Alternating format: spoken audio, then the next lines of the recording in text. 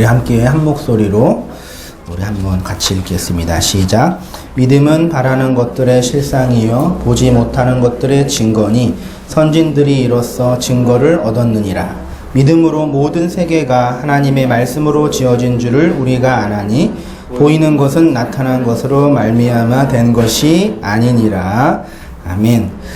드디어 에베소서 강의를 이제 1장으로 정리를 하고요.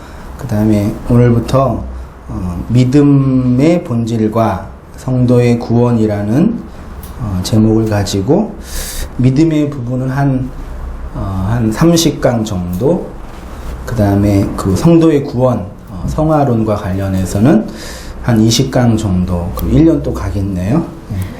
내년 상황에 맞추어서 어떻게 좀 할지 한번 깊이 생각하면서 말씀 이렇게 상고하고 나누도록 하겠습니다. 제 개인적으로는 말씀 가르치고 있는 설교자로서 에베소서 강의를 통해서 구원론이랑 교회론 전반적인 부분을 한번 다루었다라고 이렇게 자평을 하게 됐어. 그래서 기초적인 그런 교리를 좀 정리하고 그 다음에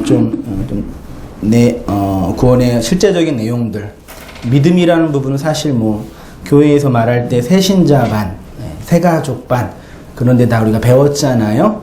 그런 거보다 좀 더 깊이 공부하면서 제가 배우고 있는 목사님들 책 주섬주섬 보면서 또 헬라어 히브리 연구하면서 또 기도하면서 말씀 탐구할 테니까 여러분도 한번 말씀 따라오시면서 같이 은혜 받고 또 온땅교회가 믿음 위에 견고히 세워질 수 있는 그런 깃들이 되었으면 좋겠다. 그런 여러 가지 바람이 이렇게 말씀 상고하면서 생각하게 되었습니다. 그래서 믿음은 어떻게 생기는가 이런 거요. 혹은 믿음은 어떻게 자라는가. 좋은 믿음은 뭐지요? 좋은 믿음이 있다면 나쁜 믿음도 있을 텐데 그런 나쁜 믿음은 어떤 것일까? 구원과 믿음은 어떤 관계가 있을까? 이런 것들이요. 그래서 믿음의 본질을 깊이 추적한 후에 오늘날 잘못 가르치고 있는 신학과 신앙에 의해서 나타나고 있는 가짜 믿음, 유사 믿음, 거짓된 믿음 이런 것들을 한번 파헤치고 우리가 어떠한 믿음을 간직하고 있는지를 한번 되새기면서 이렇게 확신하는 시간 되었으면 좋겠다. 그런 생각을 갖고 있습니다. 우리 성도님들은 여러분들은 믿음이 있으시니까 이 자리에 오셨잖아요. 그리고 믿음 안에서 신앙생활 하시고 교회 생활도 하시잖아요. 여러분 안에는 어떠한 믿음이 있으세요? 이렇게 물을 수 있죠? 그거 진짜 믿음이에요? 얼마짜리 믿음이에요? 누가 주셨어요? 왜 가지고 있죠? 이렇게 다양하게 한번 물어보면서 우리의 신앙의 그 기틀을 다시금 잡았으면 좋겠고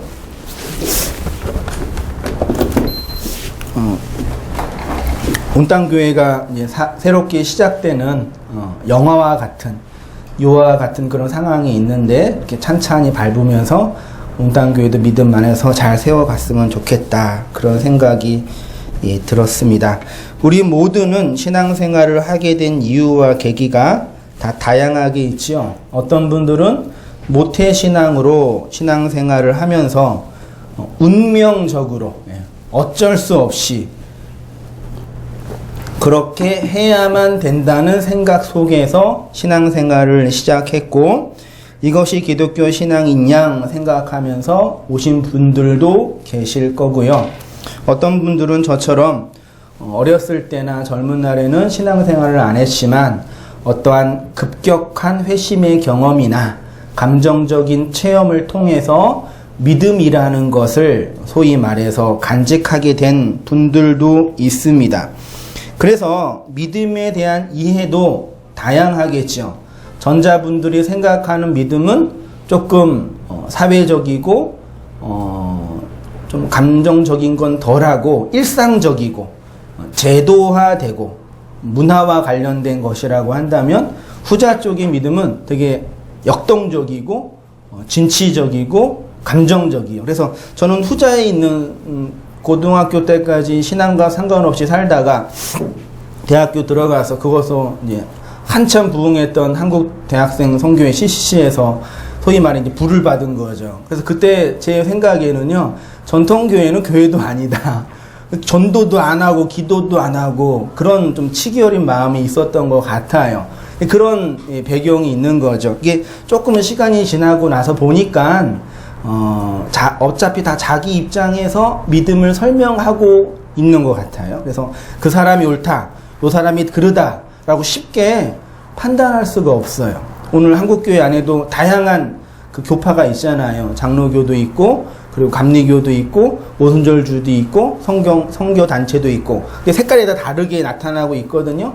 그런 것들을 뭐가 옳다, 뭐가 그르다, 너는 기도를 안 하니까 별로야, 너는 말씀이 없으니까 별로야, 이렇게 서로 왔다 갔다 하면서 지금까지 해왔는데, 그것들을 어떻게 정리하고 통합할 수 있을까 한번 생각해 봤으면 좋겠어요. 특히 성경을 읽다 보면은 이런 의문점이 생겨요. 예를 들어서 아브라함 같은 경우를 보면 아브라함이 100세에 낳은 아들 이삭을 하나님께서 바치라고 하시니까 어떻게 했어요? 그냥 한 방에 바치겠다고 하고 그 아들을 데리고 모리아산으로 데려가 칼로 아들을 살해하려고 했죠. 그때 하나님께서 나타나셔서 아브라함아 아브라함아 이제야 비로소 내가 나를 사랑하는 줄 알았다. 그만둬라. 그런 얘기를 들으면서 우리가 아브라함의 믿음을 본받자. 그런 얘기 많이 들었잖아요. 그럼 나도 그럼 아들을 바쳐야 되는 건가? 그런 생각도 들고, 그럼 아들을 못 바치면 돈이라도 바쳐야 되나? 실제로 아브라함은 이렇게 아들까지 하나님께 바쳐서 신앙생활을 했는데 우리는 아들은 고사하고라도 돈이라도 주님께 바쳐야 되지 않겠습니까? 그러면서 건축 헌금도 거두시는 목사님도 뵀는데 그렇게 이제 할 때 정말 그 아브라함의 믿음을 우리가 본받을 수 있을까? 그런 거죠. 그대로 하면 되는 건가? 그대로 안 한다면 어떻게 믿음이라는 것들을 우리가 간직하고 있어야 되냐? 혹은 아브라함은 어느 날 갑자기 잠자다가 눈 뜨니까 믿음이 생긴 건가? 아니면 꾸준하게 믿음이라는 것을 연습하고 소위 연마하고 다듬으면서 그 믿음이 생겼는가? 한번 이렇게 성경 본문을 보면서 물어보게 되는 겁니다. 하나님의 선물이면서 인간의 책임이라는 부분이 있는데, 그러면 그 믿음을 우리는 어떻게 얻을 수 있을까라는 얘기입니다.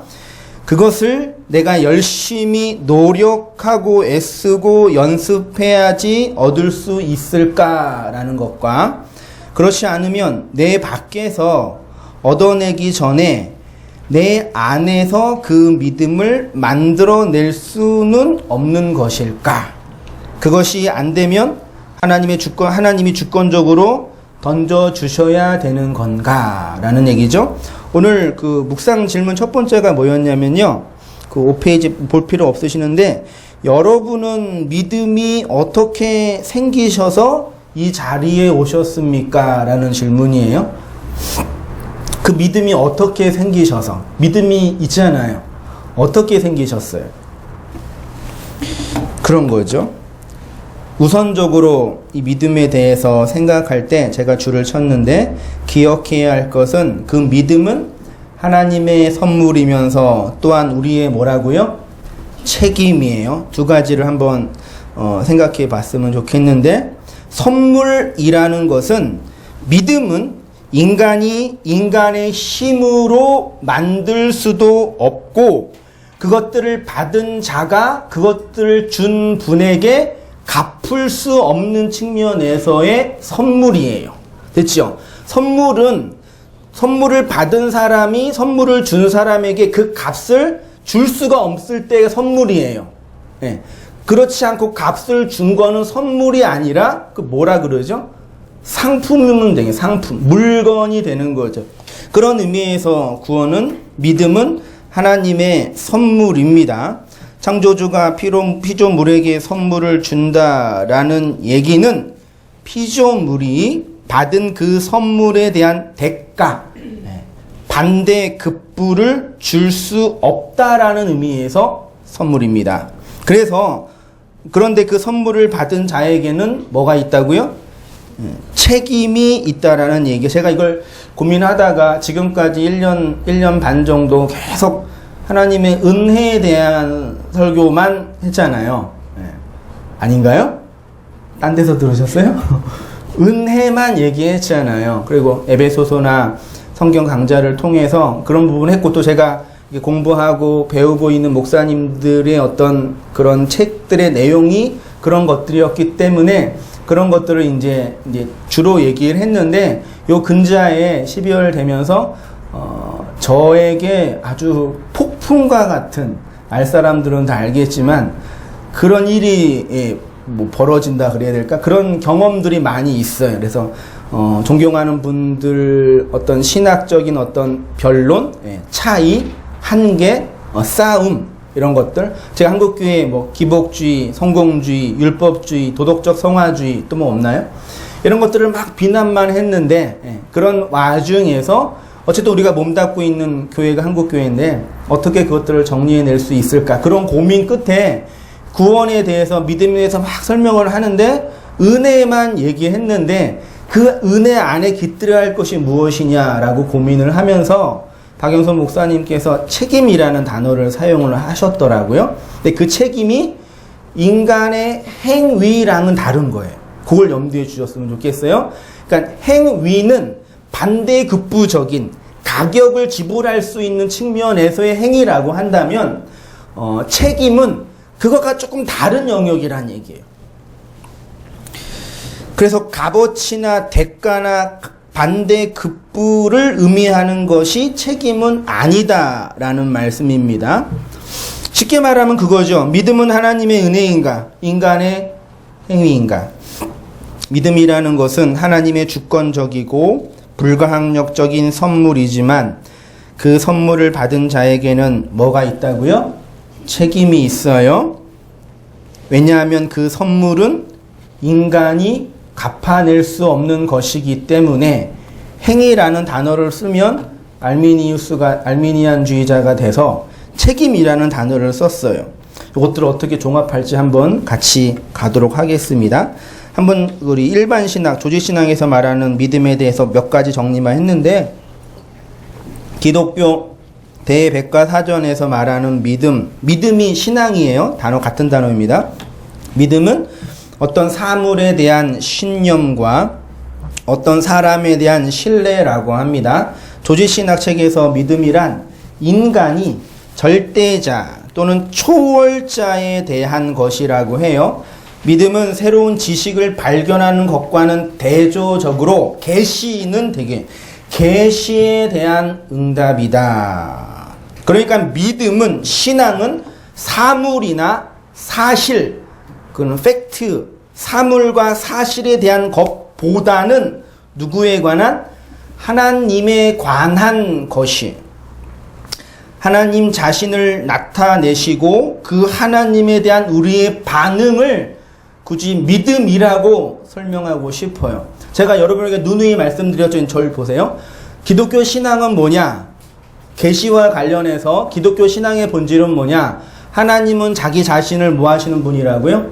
계시하는 분이고, 인간은 그 하나님을 받아내는 분이라서 기독교 신앙은 하나님의 자기 계시이고 성도들의 하나님 인식이죠. 근데 여기서 우리가 잊지 말아야 할 게 뭐냐면, 이 세상의 모든 사람들이 하나님의 계시를 받고 있지 않지요.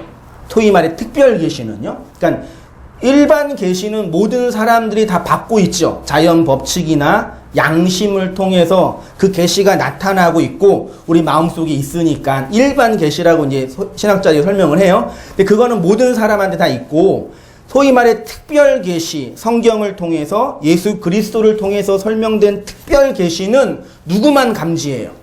성도만 감지해요. 하나님의 백성만 감지해요. 그래서 그 계시를 감지하는 그릇이라고 할까요? 그것을 뭐라고 말할 수 있냐면 그게 믿음이다. 그래서 신학에서는 믿음으로 하나님을 수납한다고 표현을 해요. 그러니까 믿음이 있기 때문에 계시를 받는 거지요. 그러면 안 돼요. 아무 때나 고개 끄덕이지 마세요. 믿음이 있기 때문에 계시를 받는 게 아니에요. 어떤 의미에서는. 그러니까 믿는 사람만 계시해야 한다라고 말할 수 있는데 그 믿음이라는 원인이 있기 때문에 믿음이라는 내용이 있기 때문에 하나님이 계시하시는 거는 아니에요. 어려워요. 잘 들으세요. 그런데 계시 안에는 믿음을 간직한 자들이 있어요. 그래서 제가 여기서 한 발 더 나아가고 싶은 얘기가 뭐냐면 믿음으로 하나님의 계시, 특별 계시, 은혜를 받은 성도에게는 믿음에 합당한 책임이 부여된다라고 말하고 싶어요. 예, 이 책임을 굳이 인간의 행위나 반대 급부로 이해하지 마세요. 이제 내가 구원받았으니까 구원받은 자답게 이제 이렇게 살아야 된다. 헌금도 내고 봉사도 하고 전도도 하고 구원의 감격이 있으니까 이렇게 살자 쪽으로만 미리 생각하시면 안 돼요.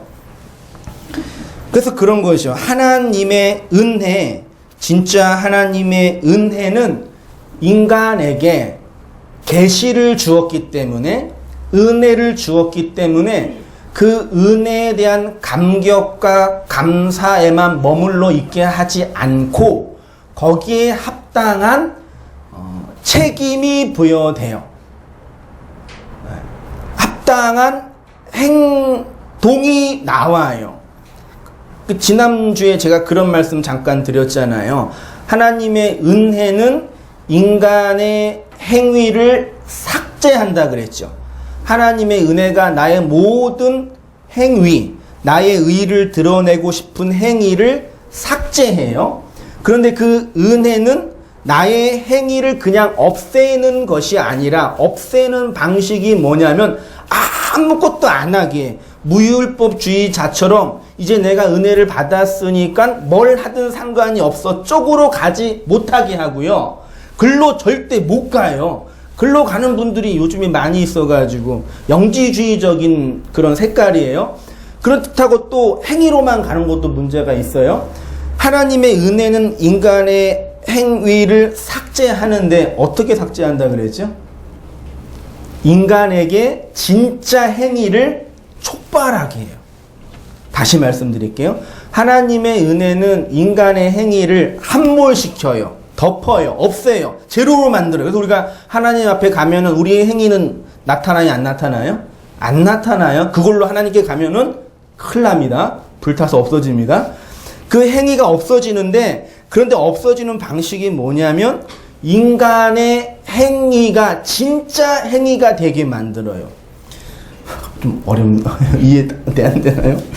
애썼는데 잘 이해해 보세요. 마태복음 25장 32절 이하에 여기 이제 마지막 때 주님께서 심판하는 장면이 있어요. 이 본문을 한번 이 구도로 한번 보세요. 딴 거 보지 말고 인간의 행위가 어떻게 하나님의 은혜에 의해서 삭제당하는데 진짜 행위가 나타나냐. 제가 한번 읽어볼 테니까 그쪽으로만 보세요. 모든 민족을 그 앞에 모으고 각각 구분하기를 목자가 양과 염소를 구분한 것 같이 하여 양은 오른편에 염소는 왼편에 두니라. 그때 임금이 오른편에 있는 자들에게 이르시되, 하나님 백성이겠죠? 내 아버지께 복받을 자들이여, 나와 창세로부터 너희를 위하여 예비된 나라를 상속받으라. 내가 줄일 때에 너희가 먹을 것을 주었고, 내가 목마를 때에 마시게 하였고, 나그네 되었을 때에 영접하였고, 헐벗을 때에 옷을 입혔고, 병들었을 때에 돌보았고, 옥에 갇혔을 때에 와서 보았느니라. 이에 의인들이 대답하여 이르되, 주여, 우리가 어느 때에 주께서 줄이신 것을 보고 음식을 대접하였으며 목마르신 것을 보고 마시게 하였나이까? 어느 때에 나그네 되신 것을 보고 영접하였으며 헐벗으신 것을 보고 옷 입혔나이까? 어느 때에 병드신 것이나 옥에 갇히신 것을 보고 가서 배웠나이까 하리니. 40절. 임금이 대답하여 이르시되, 내가 진실로 너희에게 이르노니 너희가 여기 내 형제 중에 지극히 작은 자 하나에게 한 것이 누구에게 한 것이라고요? 곧 내게 한 것이다. 그랬어요. 한 행동을 지금 임금이 기억하고 있고 그 행동을 근거로 복 주는 거예요. 41절 반대편에 있는 사람들 또 왼편에 있는 자들에게 이르시되 저주를 받을 자들아 나를 떠나 마귀야 그 사자들을 위하여 예비된 영원한 불에 들어가라. 내가 줄일 때 너희가 먹을 것을 주지 아니하였고 목마를 때 마시게 하지 아니하였고 나그네 되었을 때 영접하지 아니하였고 헐벗을 때 옷 입히지 아니하였고 병들었을 때와 옥에 갇혔을 때 돌보지 아니하였느니라 하시니 그들도 대답하여 이르되 주여 우리가 어느 때에 주께서 줄이신 것이나 목마르신 것이나 나그네 되신 것이나 헐벗으신 것이나 병드신 것이나 옥에 갇히신 것을 보고 공양하지 아니하더이까. 이에 임금이 대답하여 이르시되 내가 진실로 너희에게 이르노니 이 지극히 작은 자 하나에게 하지 아니한 것이 곧 내게 하지 아니한 것이니라 하시니 그들은 영벌에 의인들은 영생에 들어가리라 하시니라. 그러니까 전자에 있는 사람과 후자에 있는 사람은 어떤 행동을 했어요. 그렇죠? 근데 전자에 있는 사람은 이런 행동을 했네요. 어떻게 해요? 지극히 작은 자 하나에게. 이게 누군지 궁금해야 되겠죠. 지극히 작은 자 하나가 누굴까요? 두에 있는 사람은 열심히 했어요. 봉양하고 전도도 하고 병들었을 때 옥에 갇혔을 때 돌보고 나름 열심히 했어요. 그러니까 이 두 부류의 사람들을 인간의 행위의 측면으로 볼 때 행위의 열정으로 볼 때는 둘 다 똑같아요. 그치요? 똑같아요. 근데 전자는 주인이 기뻐하는 행위였고 후자는 주인이 심판받는 행위였다는 얘기죠. 그 근거가 지금 본문에는 지극히 작은 자 하나에게 한 것으로 결정되는 거예요.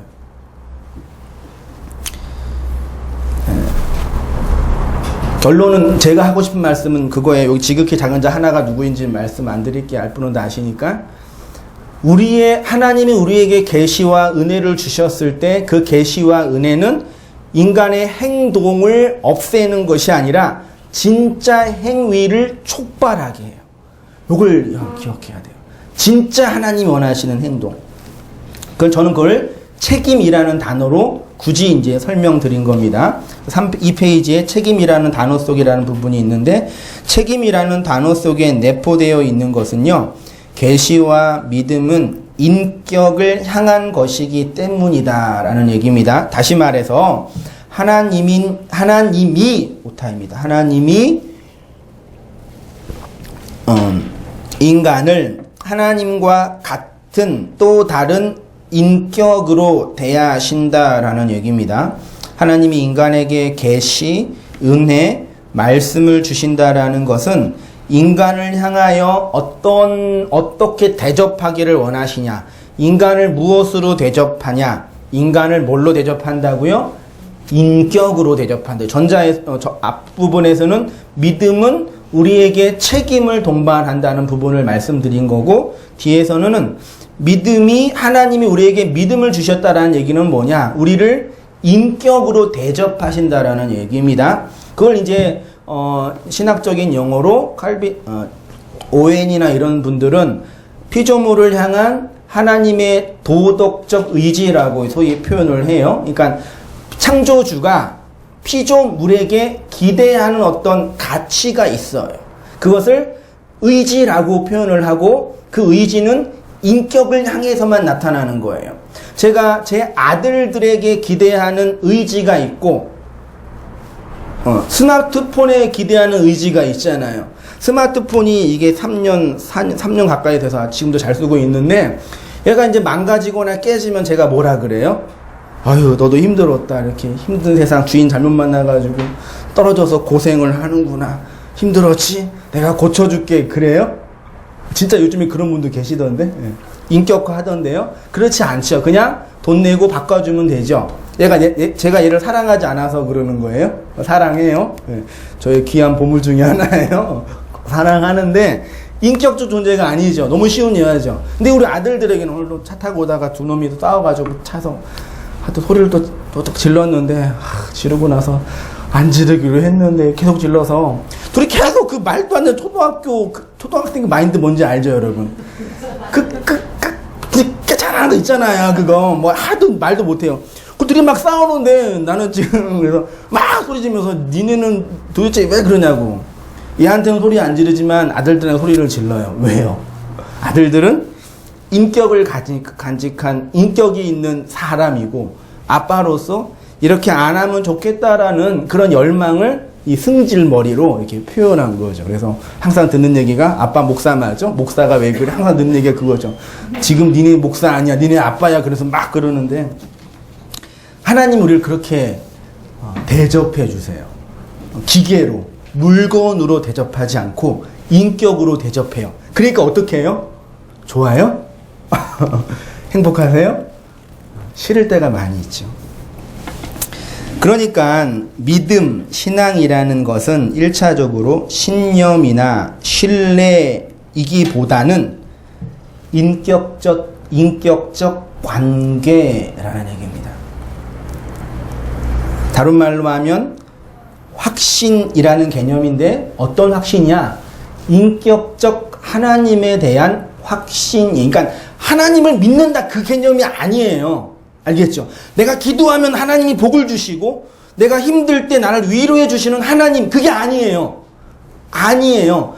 그 하나님이 인격을 가지고 계시고 그 하나님이 나를 향하여 인격으로 대접하신다라는 그 사실을 믿음을 간직한 성도는 알아요.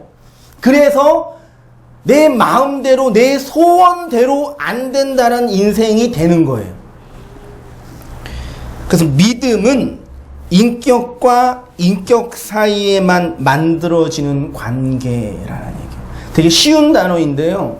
오늘날 이 믿음 지상주의자들, 맹신하신 분들은 이런 용어를 되게 낯설게 이상하게 설명을 해요. 마치 하나님은 내 밖에서 힘이 있고 능력이 있고 지혜가 있는 전능하신 하나님이고 나는 힘이 없고 부족한 인간 피조물이죠. 그래서 그 하나님은 내가 잘되고 성공하기를 원하시는 좋은 양반이신데 내가 믿음이 없고 실력이 안 되니까 그 하나님께 탄원하고 기도하고 애쓰고 노력하면 그 하나님이 나한테 복을 주신다라는 개념이잖아요. 이거 기독교에서 말하는 하나님상이 아니에요. 저는 확신 있게 말씀드릴 수 있어요. 이건 모든 종교의 신관이에요. 그래서 제가 그렇게 표현해서 인격이 필요한 것 있죠. 인류가 만든 종교나 문명이나 과학이나 자연 법칙이나 정치나 행정이나 이런 것들은 뭐만 있어요? 인격성이 없고 법칙만 있어요. 그래서 이 자연, 이 행정, 정치, 문명, 과학 속에서 우리가 성공하려면 뭘 알면 돼요? 법칙을 알면 돼요. 그러면 어떻게 해요? 성공할 수 있어요. 할렐루야. 성공의 비결을 제가 말씀드립니다. 돈을 잘 벌 수 있는 법칙이 있더라고요. 첫 번째, 돈 많은 부모를 만나야 된다. 두 번째, 뭐죠 요즘에? 전문직이어야 된다. 여러분 다 법칙에 안 들어가죠? 그러면 이제 부자 되기 힘들다는 얘기죠. 인격과 기계 사이에는요, 법칙만 존재해요.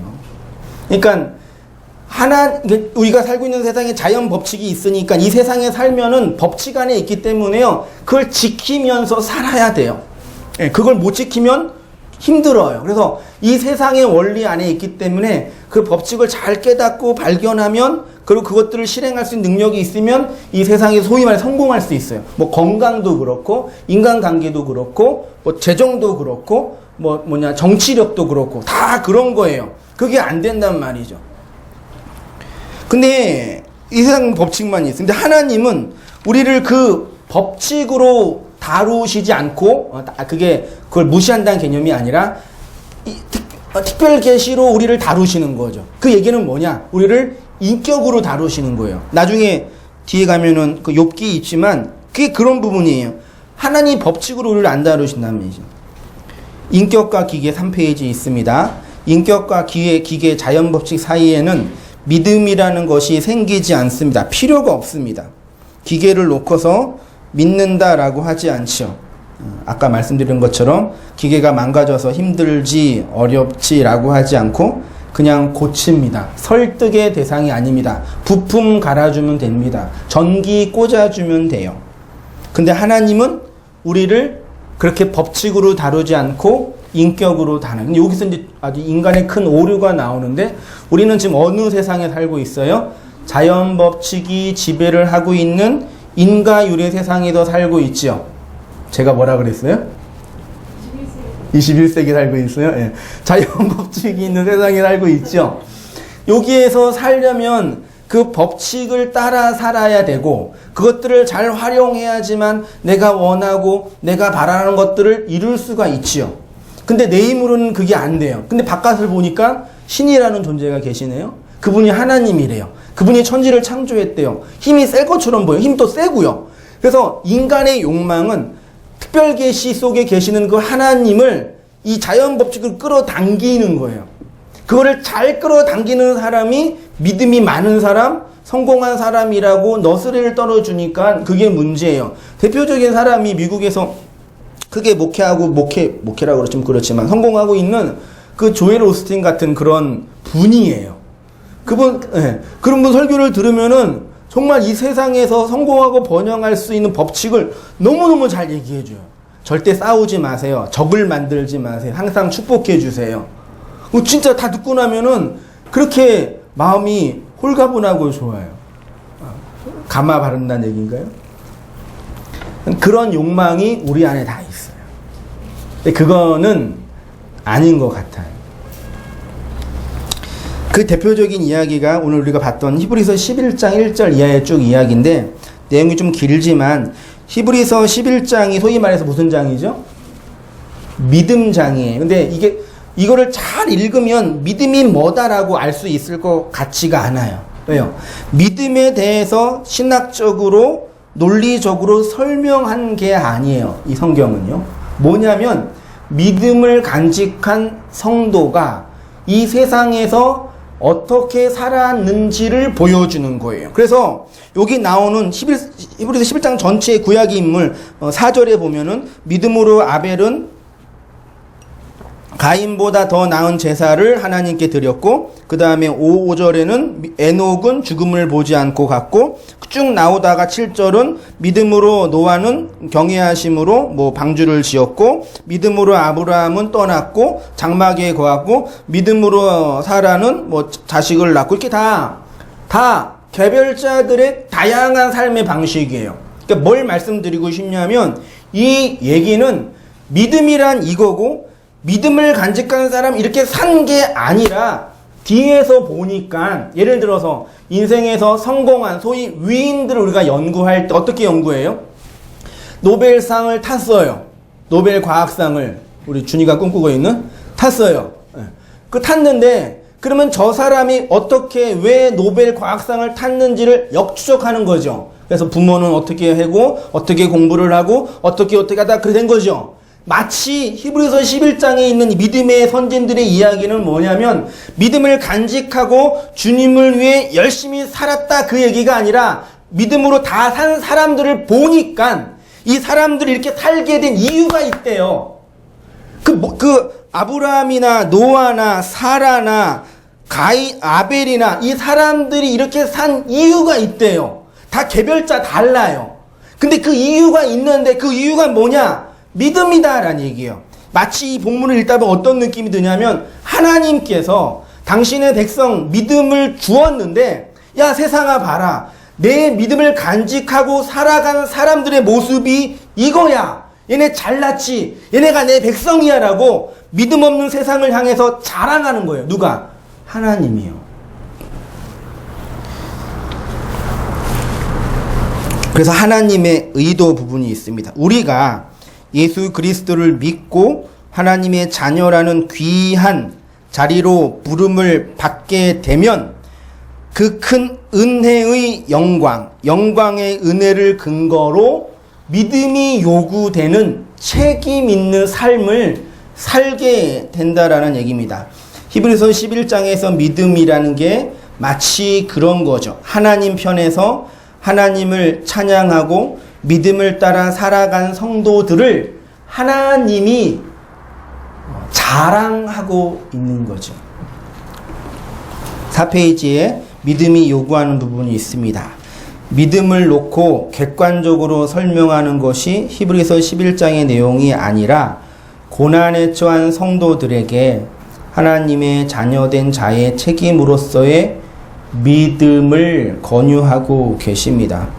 믿음의 책임이 요구될 때 그 믿음이 인격과 인격 사이의 관계에서 나타나는 거예요. 히브리서 11장 3절 믿음으로 모든 세계가 하나님의 말씀으로 지어진 줄을 우리가 아나니 보이는 것은 나타난 것으로 말미암아 된 것이 아니니라. 여기에서 믿음으로 모든 세계가 하나님의 뭘로 지어졌어요?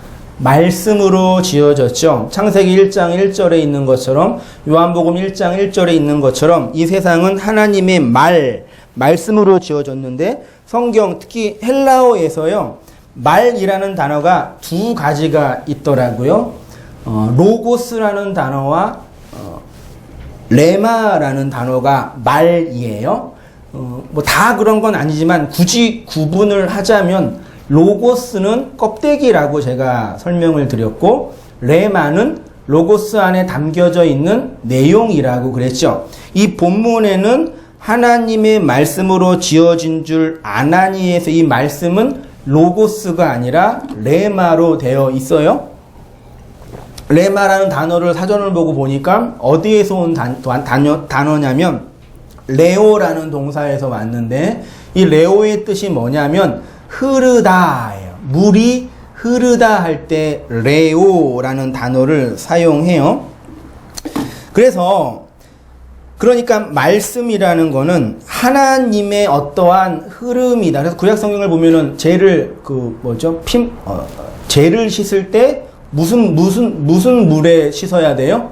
흐르는 물에 씻어야 되죠.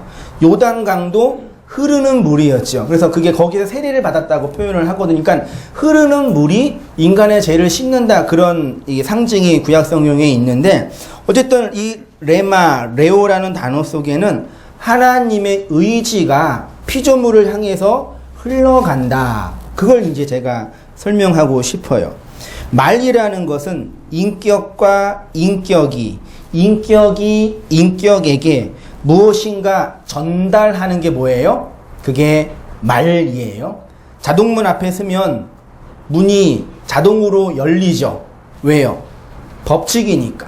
센서가 있고 센서가 앞에 있는 사물을 감지하면 문이 열리도록 법칙을 만들었죠. 근데 말은 그 자연 법칙이 아니라 인격과 인격에게 얘기하는 관계란 얘기예요. 하나님이 우리를 자동문으로 여기지 않으신다고요.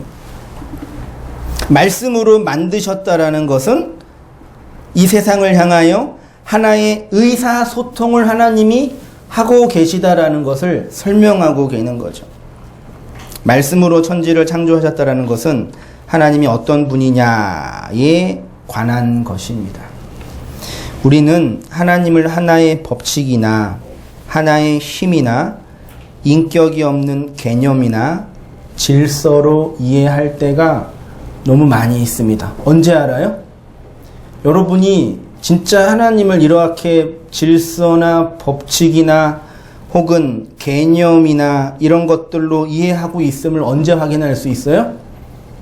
아니, 여러분 항상 하나님을 바로 알고 계셔요? 언제 확인돼요? 여러분이 소원하고 바라는 것이 좌절될 때, 그때 우리 안에 있는 믿음이 뽀록 나는 거죠. 하나님 이것만 해주시면 이렇게 하겠습니다. 근데 돼요, 안 돼요? 안 돼요. 이번에도 우리 막내딸이 유치원에 이제 벌써부터 진짜 대한민국 힘들어. 그 2개 원서를 냈는데 30대 1 그래요. 근데 우리 집사람이 저한테 여보 기도 열심히 하면 해. 예, 왜? 그러니까 내가 기도 열심히, 왜 하나님께서 우리 막내딸 유치원에 넣어주시면 내가 열심히 사역할게. 나한테 속으로. 그랬는데 안 돼요. 그거는 이제 확률의 문제니까요. 이 소소한 일상이잖아요.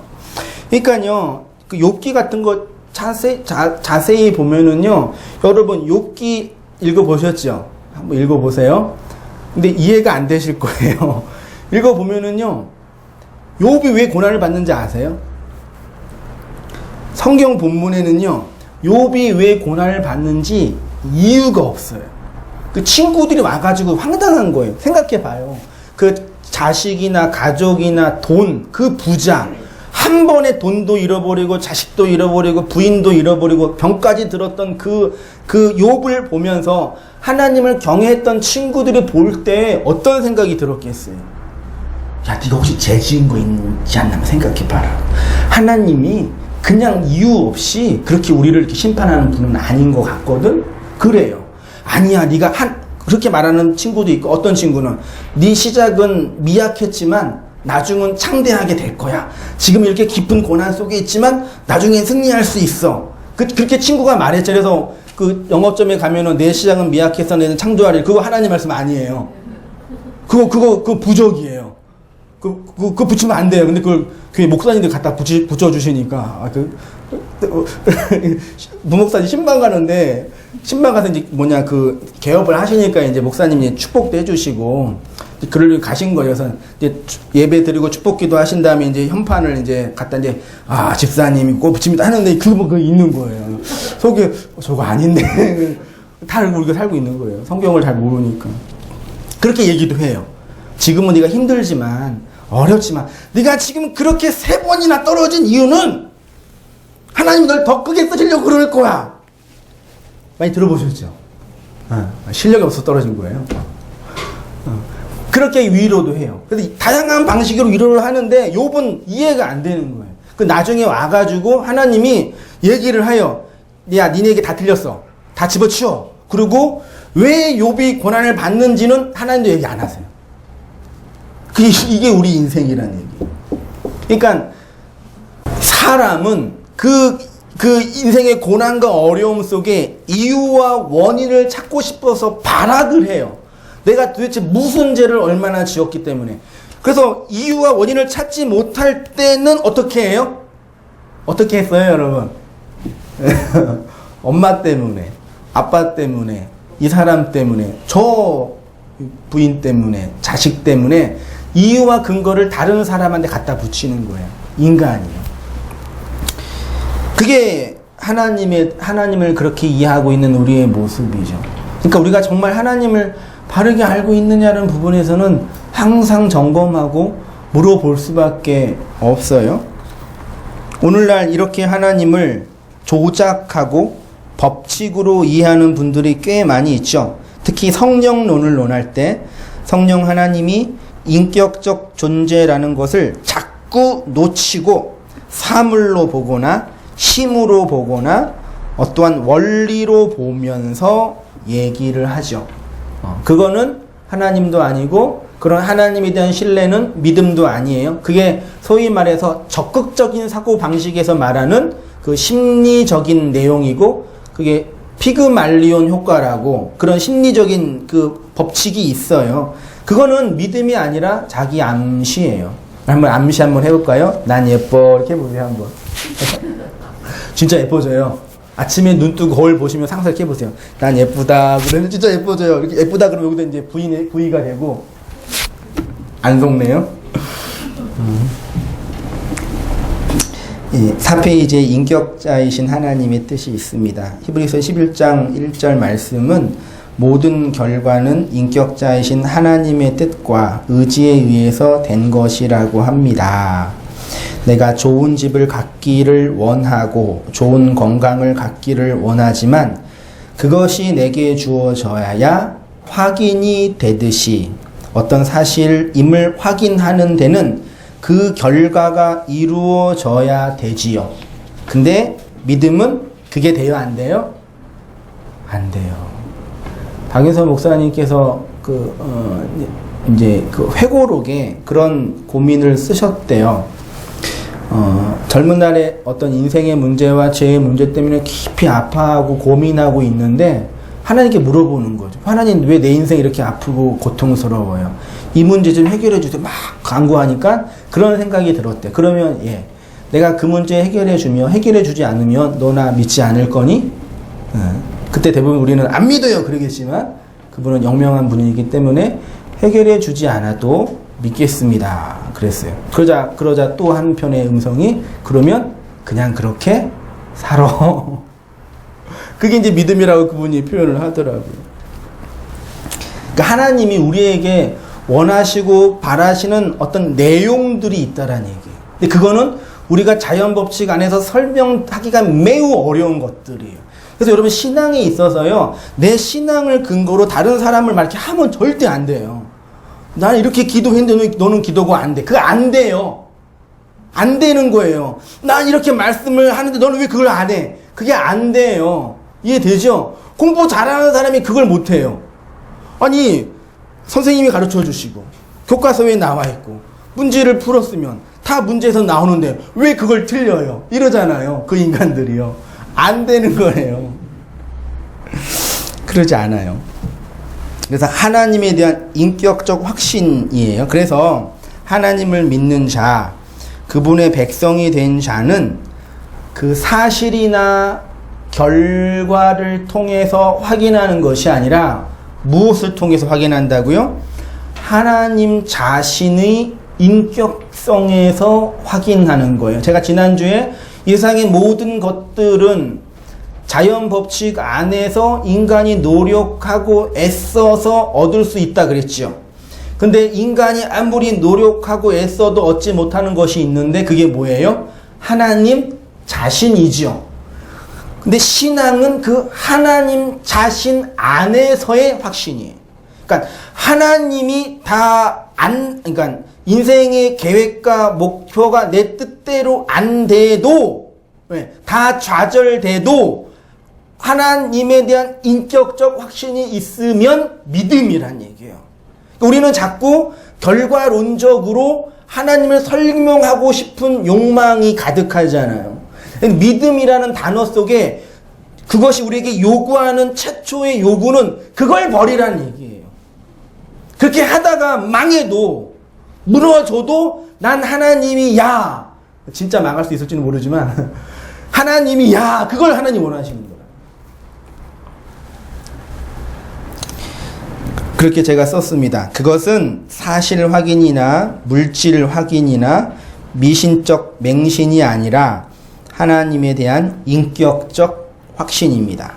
믿음은 바라는 것들의 실상이고 보지 못하는 것들의 증거라는 것은 사실이나 결과가 아니라 하나님의 인격 안에서의 확신입니다. 그것이 믿음입니다. 그러니까 믿음을 제외해 놓고 나 혼자 갖는 열심이나 서원이나 어떤 종교적인 열정이 믿음이라고 말하면 안 되는 거예요. 욥기 본문 한번 읽어볼게요. 보세요.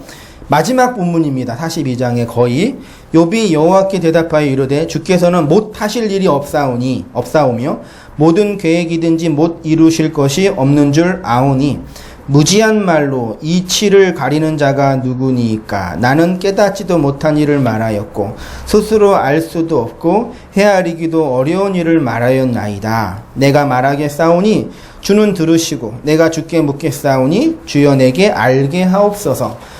내가 주께 대하여 귀로 듣기만 하였사오나 이게 그거예요. 이전까지 욥은요 하나님을 법칙이나 원리나 어떠한 그 개념으로만 이해했어요. 그래서 욥 자신도 고난 속에 있으면서 도저히 이해가 안 되는 거예요. 내가 도대체 뭘 잘못했냐? 내가 도대체 어디까지 하나님께 해야 되냐?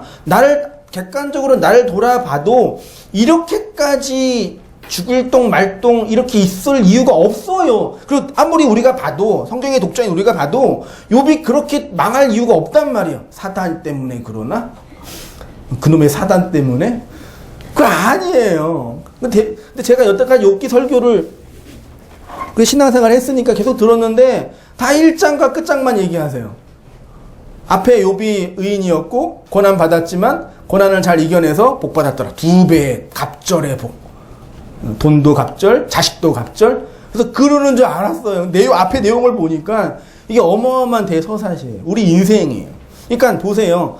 하나님이 우리를 인격적으로 다루시니까 우리의 인생에 생각하지도 못하고 예상하지도 못하고 상식적으로 이해가 안 되는 일들이 벌어지는 거예요. 하나님이 살아계시다면 어떻게 그럴 수 있습니까? 라고요.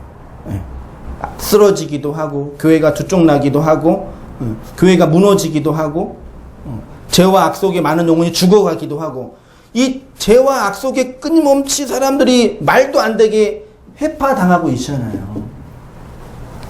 그런데 그걸 욥이 확인하게 된 거죠. 그렇게 법칙과 원리로 봤는데 이제는 눈으로 봅니다. 그러죠. 그리고 6절에 보세요. 그러므로 내가 스스로 거두어 드리고 티끌과 재 가운데서 회개합니다. 하나님에 대한 무지에서 벗어나는 길 한 다락 내려와서요. 욥이 전에는 하나님을 어떻게 생각했냐면 제가 썼네요. 질서, 힘, 무정한 법칙 정도로 이해했어요. 종교죠. 그래서 신에게 갖다 드리고 갖다 바치고 열정을 하면은 신을 움직이고 조작할 수 있다라는 게 모든 종교의 신관이죠. 근데 하나님은 그런 신이 아니에요. 하나님은 인격자예요. 그래서 그러죠. 내가 선하게 살고 죄를 안 지으면 화를 당할 리 없다. 이게 모든 사람의 생각이잖아요. 근데 하나님 그걸 부시는 거죠. 이렇게밖에 하나님을 모르고 있었는데 하나님을 하나의 자연의 법칙이나 인과율 정도로 이해한 것이죠. 내가 착하고 바르면 하나님도 나를 벌 주지 않을 거야. 그렇죠? 욥 자신은 하나님을 자신의 종교와 도덕과 착함으로 하나님을 조정하려고 했지요. 이게 바로 선악 판단 안에 있는 선악과 먹은 선악 판단 안에 있는 모든 인간의 존재 양식이에요. 선악과 우리가 먹었죠. 선악과 먹으면 이 세상을 반드시 뭘로 봐요? 둘로 봐요. 선과 악으로. 그 선과 악을 판단하는 근거는 나를 중심으로 이건 선이고 이건 악이다. 그렇죠? 네. 그런데 하나님의 말씀은 선과 악을 뭘로 만들어요? 하나로 만들어요. 선도 없어지고, 잘 들으셔야 돼요. 선도 없어지고 악도 없어지고 하나님이에요. 그래서 하나님이 악이라고 하면 그게 뭐예요? 악이 되는 거고, 하나님이 선이라고 하면 그게 선이 되는 거예요. 이게 기독교 윤리예요. 욕을 오해하면 안 돼요. 그 구약성경 읽다보면 말도 안 되는 일이 많이 나가잖아요. 시아버지랑 통과한 여자를 보고 의인이다 그러고. 오늘날 윤리로 보면 말도 안 되는 얘기잖아요. 그리고 가나안 족속의 어린아이부터 노인까지 다 죽여버려. 그리고 잘했다 그래요. 그리고 누구죠? 사울 같은 사람은 다 안 죽였어요. 좀 남겨놨어요. 근데 나쁜 놈 그러는 거예요.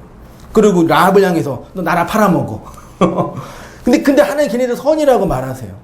근데 어떤 사람은 악이라고 얘기한다고요. 그러니까 선과 악, 선악 판단의 주체를 하나님께 내어 맡기는 게 신자예요. 근데 이게 되게 어려워요. 왜? 다른 사람을 얘기할 때는 괜찮아요. 힘들지? 네가 아프구나. 근데 그 아픔과 고통과 인생의 문제가 내 문제라면, 내 자식이 죽고, 내 부모가 쓰러지고, 내 사업이 망하고, 그러면 내 문제가 되면요, 선악 판단 안에서 자기를 지키려고 끊임없이 보존하는 게 인간이라는 거예요.